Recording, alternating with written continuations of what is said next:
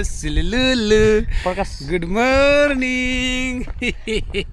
हामी चाहिँ यहाँ कफी खान आएको। कफी होइन दाइ, कफी जुस के खाने हो? क्याफे चाहिँ यहाँको एकदम फेमस क्याफे हो, हाम्रो मार्जन एरियाको क्याफे फेमस क्याफे हो। म चाहिँ यसमा प्राय आइरहन्छु, खानै जाने ठेकी जस्तो भएको छ, त्यस्तो गज फिज निस्किएछ। तपाईँलाई के भयो भाइ यार मेरो त बर्बादै भयो यार। बल्ल बल्ल यत्रो उमेरमा एउटै केटीले आइ लभ ठोकेको थियो, मैले त नर्भस भएर दिदी नमस्कार भनेछु, तब मेरो त बर्बादै भयो यार। भाइ पनि गजब छ, तिमी अस्मितालाई मन पराउने, अस्मिता मलाई मन पराउने, अब यो के गर्ने हो? तपाईँलाई यो लिएर एउटा फिल्म बनाउनु पर्यो यार। मैले एउटा मलाई कविता हिरोनी चाहिँ म तपाईँलाई ऋतु बस्नेत राखिदिन्छु है। ऋतु बस्ने हुँदैन यार। अनि को राख्नु त?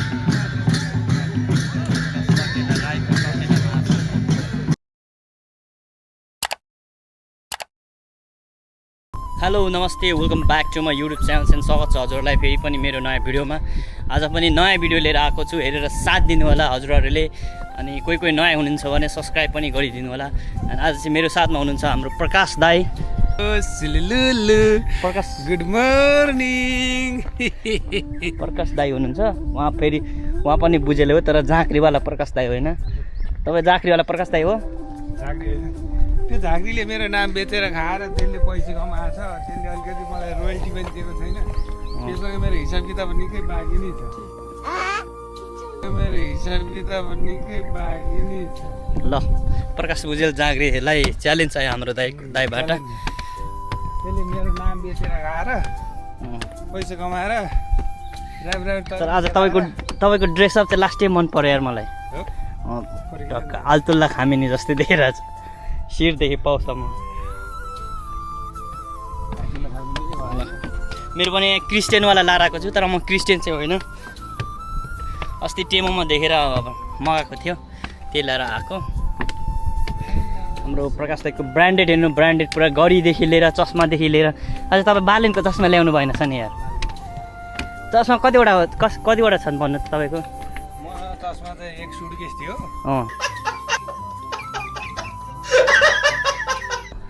अहिले चाहिँ धेरै जति घर राखेर यहाँ चाहिँ 5 अनि ड्याडी हलदार होइन कि इन्सपेक्टर? हामी चाहिँ यहाँ कफी खान आएको। कफी होइन दाइ, कफी जुस के खाने हो? मेनु के खानु? तपाईँ जे खानुहुन्छ त्यही खान्छु म। मेनु खाने भने खान्छु। के बोले भाइ? के बोले के छ थाहा बोले?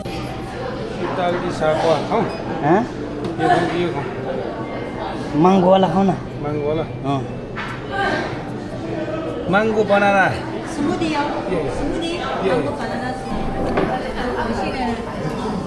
किन चाहिँ दामी देख्दो रहेछ यार। यो साम्पात के हो यो? साम्पात क्याफे चाहिँ यहाँको एकदम फेमस क्याफे हो, हाम्रो मार्जन एरियाको क्याफे फेमस क्याफे हो। म चाहिँ यसमा प्राय आइरहन्छु, हजुरहरू पनि आएर मलाई एकल फोन गर्नुभयो भने सबै फ्री। ल हाम्रो चाहिँ आयो। ल के हो यो यार? के आयो के गरी खाने हो त नि?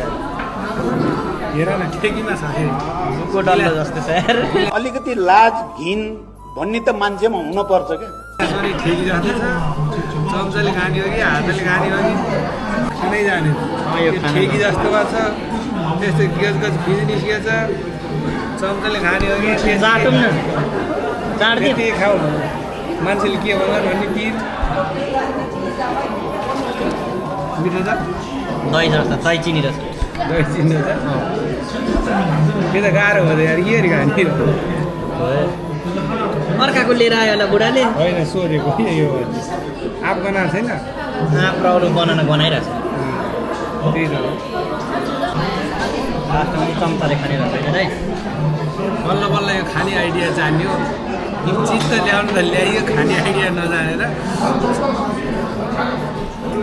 चम्चा मागेर आएर खाइदिन्छ। पठाइदिन्छु सम्बाद कफी एन्ड डेजर्ट। ल के छ भन्नुहोस्, आज दिन कसरी बिताउनुहुन्छ तपाईँ? आज यस्तै छ, तिमीसँग भेट्यो, कोही यहाँ मास्तिर जाउँ। याद आयो। कसको याद? उनको यादले मन दिल धक धक करने लगा। तपाईँलाई के भयो?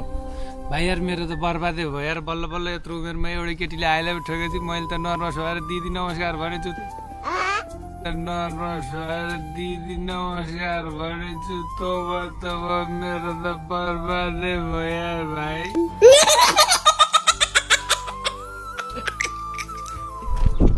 ल आज चाहिँ हामी कोही पनि छैन, दुईजना दाजुभाइ मात्र हो।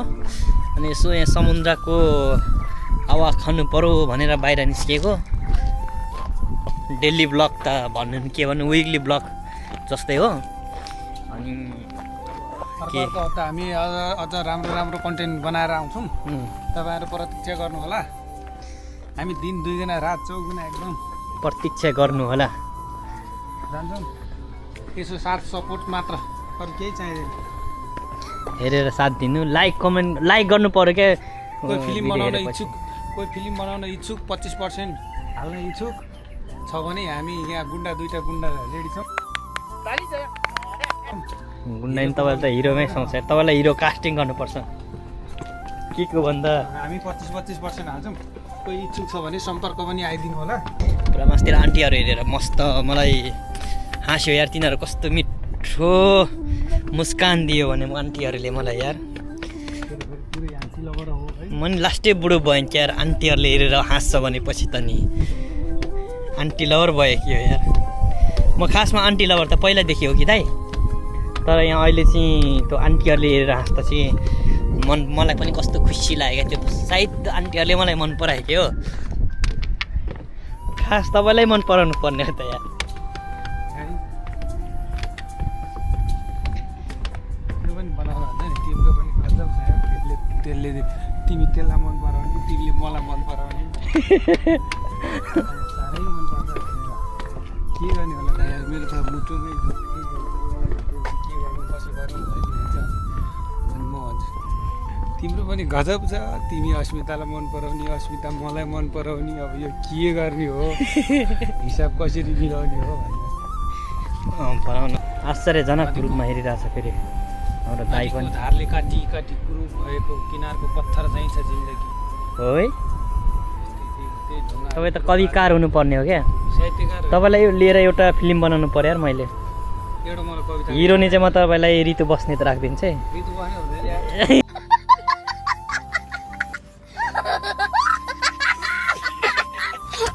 अनि को राख्नु त नि? अर्चना बनेर ठिक थियो, त्यो कहाँ गई थियो। तपाईँलाई म ऋतु बस्नेत राखिदिन्छु क्या। ऋतु त हुँदैन, अलि सानी भयो होची भयो। सानी भएर के गर्नु, कमाल ठुलो छ कमाल। ठुलो छ क्यापेसिटी भएको मान्छे हो त नि ऋतु बस्नेत, क्यापेसिटी ठुलो छ। ऋतुको त कलौटी छँदै छ नि। ल हाम्रो झाँक्री प्रकाश बुझेलको डुप्लिकेट है तपाईँ त। होइन त्यो चाहिँ मेरो डुप्लिकेट काम हो।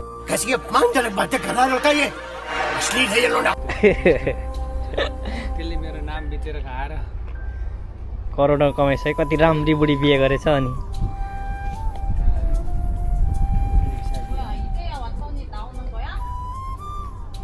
यिनीहरू चाहिँ रहेछ बुढाबुढी रहेछ यिनीहरू चाहिँ बरु। एउटा मलाई कविता याद आयो। ल ल ल भन्नु ल। म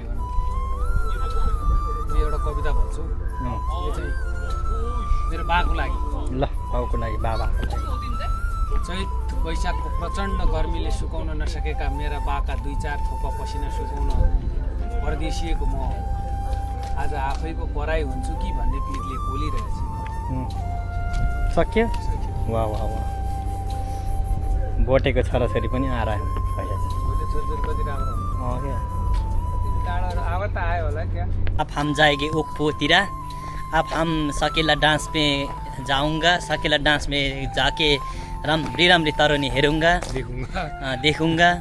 एक छोटा था एक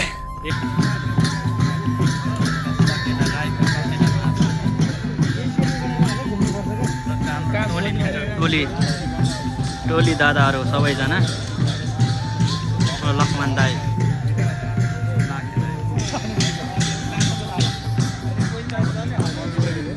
हामी टक्क यहाँ आएको यो गोबरबाट अनि आइफोनबाट अनि फेरि आइफोनबाट भिडियो।